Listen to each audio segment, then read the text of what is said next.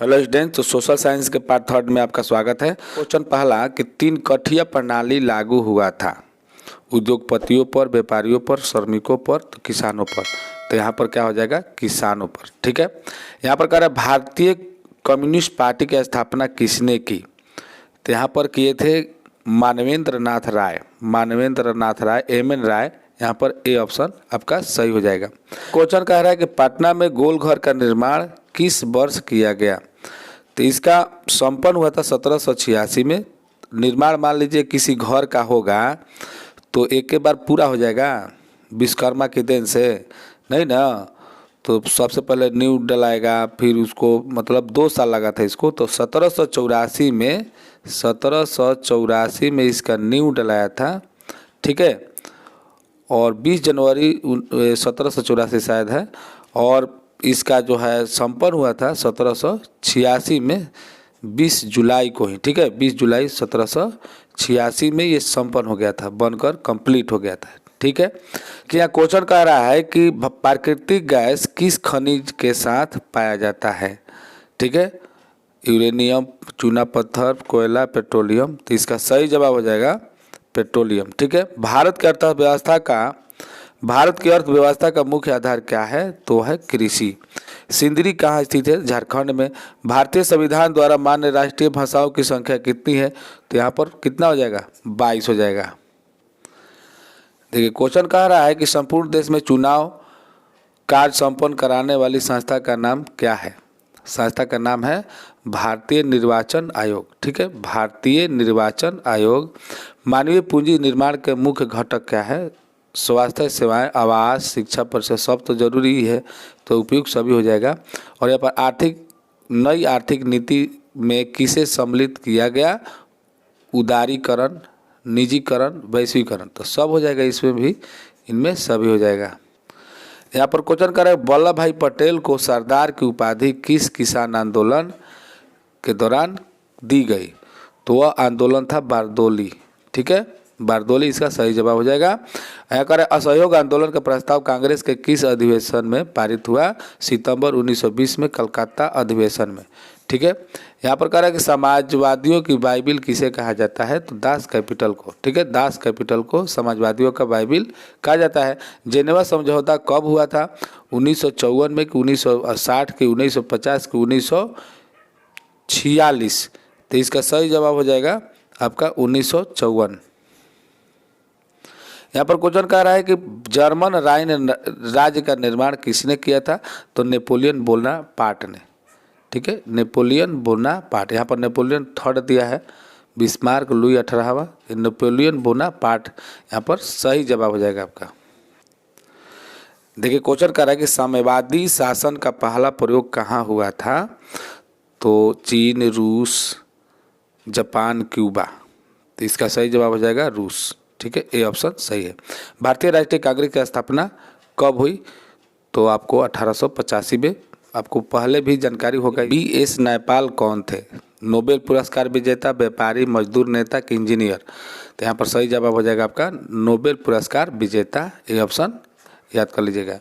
किसने कहा मुद्रण ईश्वर की दी हुई महानतम देन है, सबसे बड़ा तोहफा? तो मार्टिन लूथर ने कहे थे। ठीक है। यहाँ पर कह रहे हैं फॉरवर्ड ब्लॉक की स्थापना किसने की? फॉरवर्ड ब्लॉक की स्थापना यहाँ पर सुभाष चंद्र बोस ने की थी। देखिए यहाँ पर क्वेश्चन बहुत आसान है। बृहद क्षेत्र में जल की उपस्थिति के कारण ही पृथ्वी को कहा जाता है। पृथ्वी को क्या कहते हैं? नीला ग्रह कहते हैं। ठीक है। भाखड़ा नागल परियोजना किस नदी पर अवस्थित है? तो है सतलज नदी। पूर्व मध्य रेलवे का मुख्यालय कहाँ है? तो हाजीपुर। ठीक है। कहलगांव तापीय विद्युत परियोजना किस जिले में अवस्थित है? तो हो जाएगा आपका भागलपुर। देखिए क्वेश्चन कह रहा है यहाँ पर भारत में सबसे पहले रेलगाड़ी किन स्टेशनों के बीच चली थी? मुंबई से थाने। ठीक है, ये बहुत ही प्रसिद्ध क्वेश्चन है।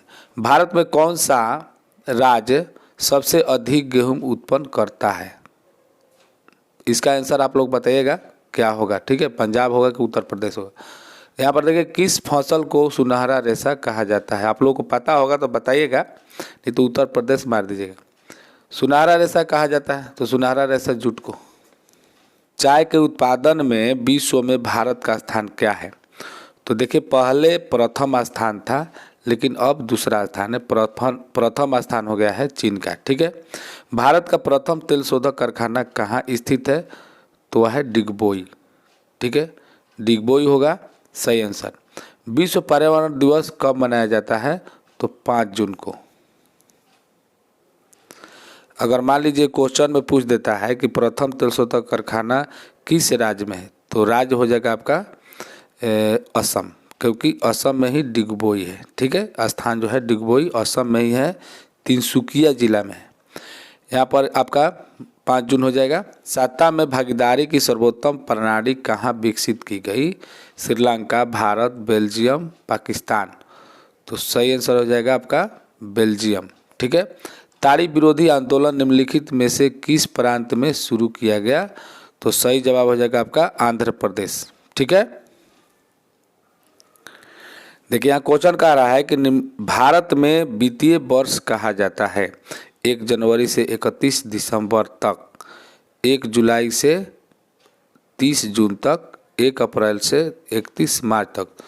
तो वित्तीय वर्ष यहाँ पर हो जाएगा आपका 1 अप्रैल से 31 मार्च तक।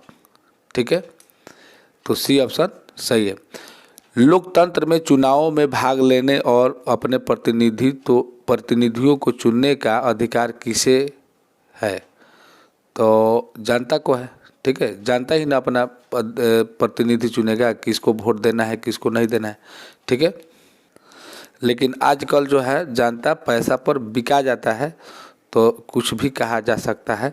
प्रतिनिधि इसका मेन समझ लीजिए। ठीक है, तो यहाँ पर पैसा पर ऐसे बिकाना नहीं चाहिए, वोट अपना जो है ईमानदारी से देना चाहिए। यहाँ पर क्वेश्चन कर रहा है कि भारतीय लोकतंत्र के कितने अंग हैं? तो यहाँ पर सही जवाब हो जाएगा 3 अंग। भारत में संघ एवं राज्यों के बीच अधिकारों का विभाजन कितनी सूचियों में हुआ है?